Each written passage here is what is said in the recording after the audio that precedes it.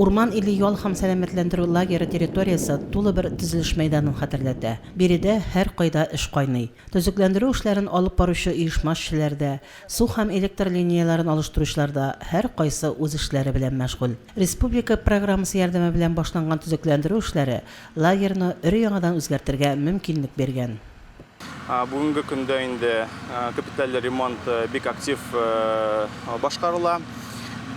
Юллар салынды, велодорожкалар, кыйма кыйылды, майданчык, балаларга майданчык ясалды. Шулай ук инде су, канализация, электричество системалары алмаштырылды. Төзекләндерү эшләре тәмамлангач, ял үтүче балалар өчен дә, хезмәткәрләр өчен дә бар уңайлыклар булачак биредә. Балалар мәйданчыгы да яңадан ясалган. Биредә тротуар җәелгән, утыргычлар һәм сәхнә урнаштырылачак. Яктырту лампалары алыштырылган. Ашату блогы да яңа инвентарлар белән тулыланачак. Шулай ук лагерь территориясе буенча тротуар юллар ясалган. Велосипед белән йөрү өчен дә юллар эшләнгән. Барлык биналарда да санузел бүлмәләре эшләячәк. Һәр кайсында электр, су линиялары яңартылган, тәрәзәләр алыштырылган. Шулай ук салкынча һава торышы вакытында җылылык кушарга да мөмкинлек булачак. Моның өчен бүлмәләргә җылылык турбалары урнаштырылган. Гомумән, лагерьда һәр кемгә уңайлы һәм яхшы булачак.